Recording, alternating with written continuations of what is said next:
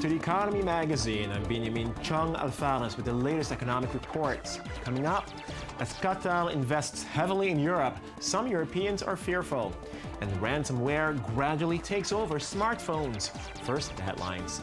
Ukraine raised its key lending rate by 10.5 percentage points to 30% in a desperate move to temper spiraling inflation and halt its sinking currency.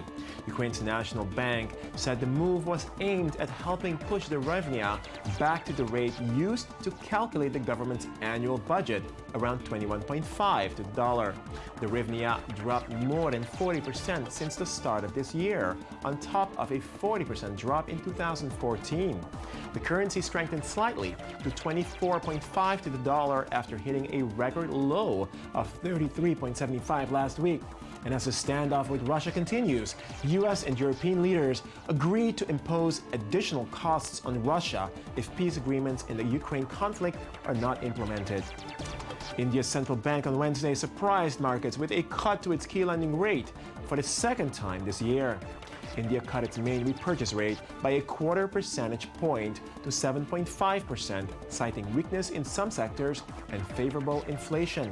India's consumer price inflation slowed to 5.1% in January as falling oil and commodity prices globally helped curb inflation.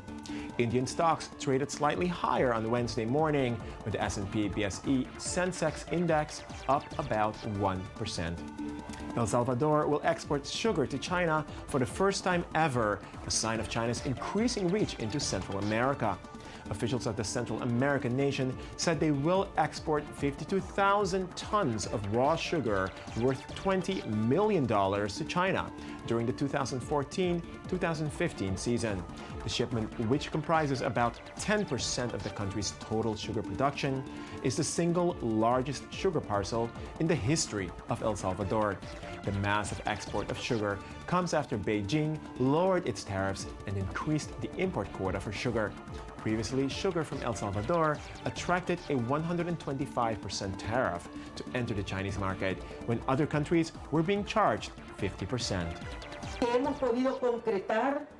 We were able to finalize, in accordance with our policy that benefits the private sector, with the export of more than 50,000 metric tons of crude sugar to be sent on this ship, one of the biggest to have docked in our country. The three West African states hardest hit by Ebola asked for help from donors on Tuesday, now that the epidemic seems to be waning. Leaders of Guinea, Liberia, and Sierra Leone said they needed help to repair the damage to their economies and to stamp out new infections. Ebola has killed around 10,000 people in the three countries and delivered a severe setback to their economies. The World Bank estimates the epidemic will cost them at least $1.6 billion in lost economic growth this year. International donors have pledged nearly $5 billion to help combat the Ebola outbreak, but only about half of that has been disbursed so far. It is also very important to take into account the consequences of Ebola on our economies, on the social fabric of our society, on economic life, etc.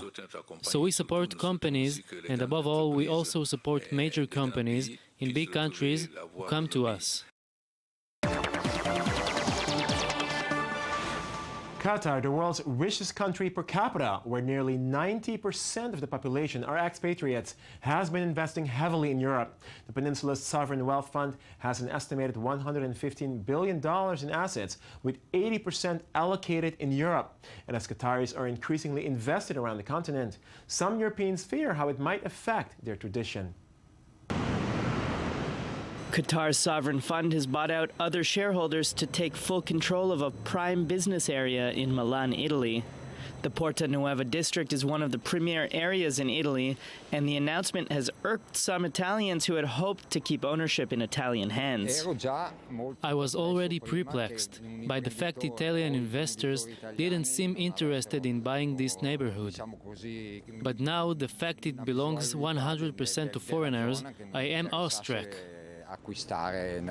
The head of the property group that owned the area would not say how much the Qatar Investment Authority paid to take the 100% stake, but the 25-building development is valued at least $2.2 billion, according to the AFP report. Some media reports say investors took off with 30% profit in hand. One of the concerns people have is whether investors from afar will be interested in upkeep if Milan seems less attractive down the road. It's quite regrettable that a historical zone of Milan is in foreign hands. We hope that it keeps the neighborhood in a good state for a long time and that it won't be abandoned once economic interest is over. The district of the purchase is the site of a number of landmarks, and the Italian bank Unicredit had its headquarters there. Qatar has recently purchased a number of buildings, institutions, and stocks in Europe, including Harrods department store in London and Saint-Germain football club in Paris. And we stay in the Persian Gulf region, which is generally known for its oil-based wealth and large expat communities. While the drop in the price of crude oil has weighed on oil producers worldwide, money continues to roll in the oil-rich nations of the Persian Gulf. We're joined now by ITV News journalist Ayman Siksak for a look at some recent stories from the Persian Gulf in Financial Bazaar. Mr. Siksak, thanks for joining us. Thank you, Benjamin. Okay, so what are we talking about here? Well, we're talking about several things concerning with the Gulf states, and we're beginning with something from outside the Gulf states, actually. We're beginning with Ghana, where the financial situation is absolutely dire. The exterior minister just said that 2,000 more women from Ghana left the country for the Gulf states specifically.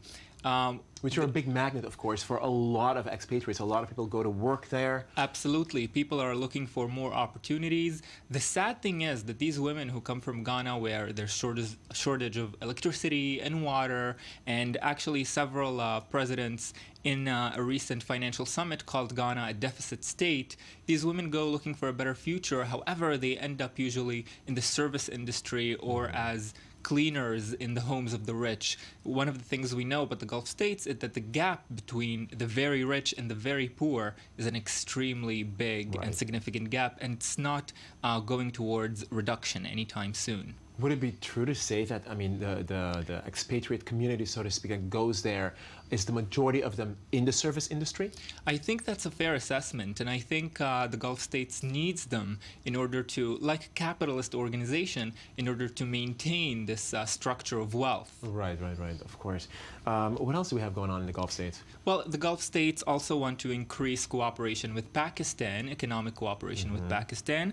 There are a huge number, a growing number of Pakistani businessmen, wealthy men, specifically in the United Arab Emirates. Right. And Javed Malik, the prime minister, said that they need to increase cooperations between the UAE and Pakistan in order to take advantage of this new population that's growing in the United Arab Emirates right now. What kind of business would there be between Pakistan and the United Arab Emirates? The United Arab Emirates is less so entrenched in oil, isn't it? I mean, they're less beholden to it. I think so, and that's why they're interested in business with Pakistan, because the United Arab Emirates is constantly looking to expand its venture businesses, but there's also a potential for high-tech investments there. Pakistan needs that for sure. And you know, big money and other big money tend to find ways to cooperate when they really want to. Very well said. Okay, and what else are we going at here? Well, speaking of big money, the U.S. had initially, we're going back slightly in history here to 2006, the U.S. had initially agreed with several Gulf states to give them about $375 million a year for offshore oil rigging. But the U.S. is now going back on this decision. It was supposed to start last year, and the Gulf states are up in arms about that. Even though the water that they're working in is federal water and it belongs to the United States, they supply most of the workforce, and they suffer most of the environmental damages that these operations always entail. So a fight there for money in oil, as if oil needed more bad news. I'm not entirely surprised, of course, considering the situation with oil, with shale, with OPEC. It's not surprising entirely that there would be this mild standoff, so to speak, if you want. Last story, a little bit of good news from the Gulf states, not making money, but donating money to Egypt. About $32 billion were donated from several Gulf states to Egypt so far. And this is, of course, after the uprising when they wanted to help Egypt reignite its economy and stand back on its feet. Lots of money. Okay, well, Ayman Siksak, thanks for joining us in Financial Bazaar. Thank you, Benjamin. Thank you. Now, computer and smartphone viruses cause billions of dollars worth of economic damage each year, and are constantly evolving to trick their prospective hosts. Ransomware, a particularly aggressive form of malware, affects both desktop computers and increasingly smartphones, where it poses as an app before locking the user out of the device unless a ransom is paid. When marriage and family therapist Valerie Goss booted up her computer one day last May, a shock lay in store. There was this dark screen with this text, and it said that my files had been encrypted, and I just assumed, oh, I must have done something wrong. Her PC had been infected by ransomware, malware that holds a device hostage until a sum of money is paid. Fortunately, Goss didn't have clients' information stored on her computer, but she did risk losing all her personal files if she didn't pay $500 in the virtual currency Bitcoin within 24 hours. I felt like I'd been robbed. I was scared, and I felt pressed for time. Acting on her son's advice, Goss decided not to pay the ransom, and cybersecurity experts say she made the right decision. A quarter to half the time, users don't get their data back. So unfortunately, that is the right thing to do, is to just relinquish that data, have a backup hopefully somewhere of older data or current data, and that will save you. Ransomware is not a new phenomenon, but it's becoming more prevalent, especially on mobile devices powered by Android. That's according to San Francisco security firm Lookout. Tracking anonymous data from more than 60 million users, Lookout found ransomware contributed significantly to a 75% jump in US mobile malware between 2013 and 2014. Analysts have seen 5 major ransomware families in the last year, including Scare Me Not and Scare Package. They often come disguised as an app in what's called a drive-by download. A customer will navigate to a malicious website that they don't realize is malicious, and it will secretly drop an application into the phone. If the user unwittingly gives the app special privileges, it locks the phone and they receive this warning, pretending to be from the FBI. Kelly advises taking preventative measures. Put a mobile security app on your phone. This is going to be monitoring, watching out for you for any kind of malware that hides in the background to malware that's very loud like ransomware is. In the unlikely event the cybercriminals behind ransomware are tracked down, it's too late for Valerie Goss's old hard drive. These days she's careful to make copies of all her files. And now for a roundup of some offbeat stories that are no less newsworthy in Media Watch. Daniel Roth. How's it going? Good. So, what kind of stories do you have for us today? Well, I've been on this robot kick for the last few weeks. I don't know if you've noticed. Every other day I come in with another story about robots taking over this industry, taking over that job. So now Larry Summers, who is among the more famous economists. If you know economists, you probably know Larry Summers. Or if you saw The Social Network, he was the president of Harvard when Facebook was being established. Right. He, having nothing to do with the establishment, of course, he actually came out surprisingly and said a couple of weeks ago something that most economists disagree with. Most economists say robots are taking over jobs. We need to educate people to take on higher level jobs that robots won't take on.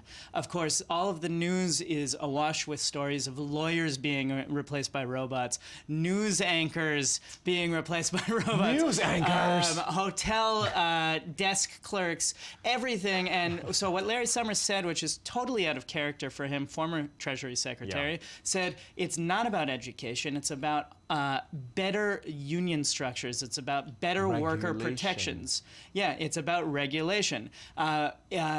Education can help, but it will not fix the problem. If you take, for example, in the university, it used to be that for every professor there was 2 assistants or something like this. Nowadays they have spell checking, they have voicemail, they have email, they have everything nowadays. These are things they've had for many years, but in the mid-20th century they didn't have these things. This is obviously a great advancement, isn't it? I mean, you're talking about like a situation where, you know, it almost like sounds like a Soviet-type situation where you have like this kind of clerk and that kind of clerk and whatever. I mean, it's so much less efficient, isn't it? Well, so he's not defending the idea of keeping jobs unnecessarily. Right. What he's saying is that in the areas where we work and in the areas where we're building new industries where humans will work, we definitely just need regulations that protect those people, because what's happening is it's not just a question of how much you know, what degree you have that's going to get you a paycheck. Yeah. It's the fact that literally companies can hire robots for cheaper, so they do, and there's not any alternative paths. I would say that in addition to that, it's also the fact that they are increasingly more, they're better. The robots are increasingly better. Basically. Indeed. All right, well, on that note, we're going to have to go. Mr. Robato, thanks for joining us Thank on the you. show. That is the Economy Show for today. I'm Benjamin Chong. Thanks for watching. Join us again tomorrow.